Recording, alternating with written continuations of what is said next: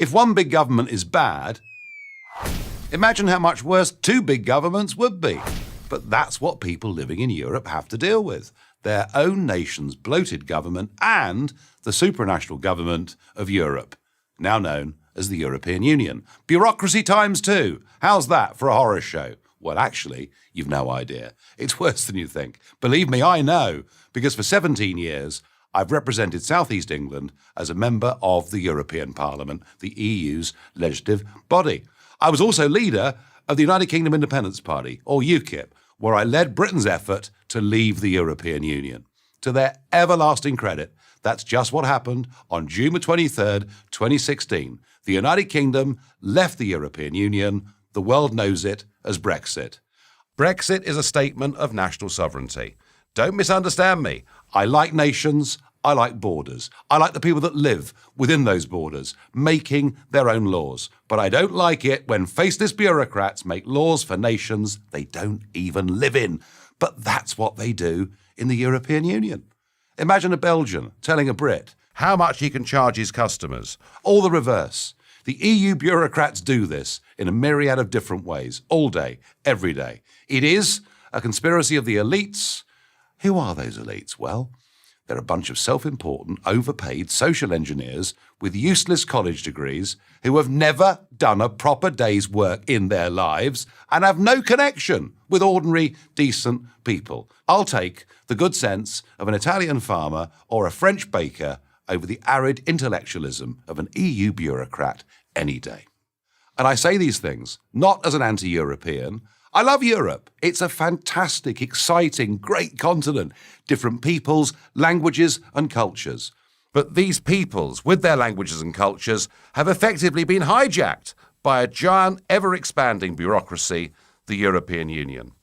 People will say, but isn't there a parliament? A European Parliament that represents the people of Europe? Well, yes, but this body has got no real power. It can't make its own laws. Rather, the power resides with the European Commission. They're unelected and they can't be removed. And that's how absurd the whole thing is. The European Parliament meets in Brussels. At least, that's what I thought when I was elected there. But once a month, do you know what happens? They load the contents of our offices and papers into big plastic trunks. And they put those trunks on lorries. And they drive them nearly 400 miles down Europe's motorways to a French city called Strasbourg, where for 4 days, the contents of our office and our papers are put into a new office and the Parliament then sits there.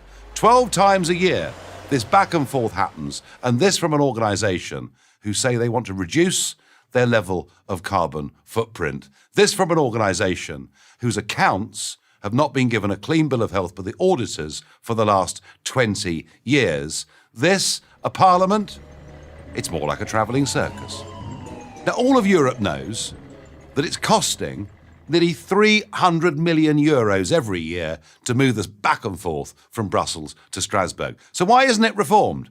Well, the way the EU's been structured, to change that would require changing the treaties.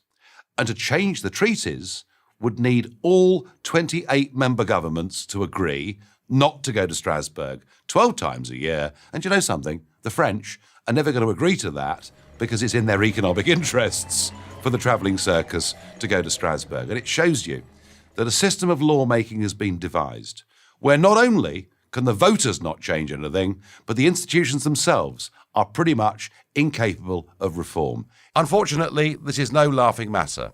Let me give you an example my countrymen know only too well. The United Kingdom is an island. It's surrounded by the sea. And yet, as members of the European Union, we were only allowed to catch 20% of the fish swimming in territorial British waters. What that meant were tens of thousands of jobs lost in Britain's coastal communities as we effectively gave away the ability to look after one of our greatest resources to a bureaucracy based in Brussels. No wonder we left the EU. Again, I have nothing against Europe, quite the opposite. I want good relations between all the European nations. I want prosperous, free and fair trade between those nations. but I'll be damned if I'm going to give up my rights as a British citizen so that some Eurocrat can tell me how to live. I won't do it, and I'm certain that across the continent, ultimately, the French and the Italians won't put up with it either. I'm Nigel Farage for Prager University. Thank you for watching this video. To help keep PragerU videos free, please consider making a tax-deductible donation.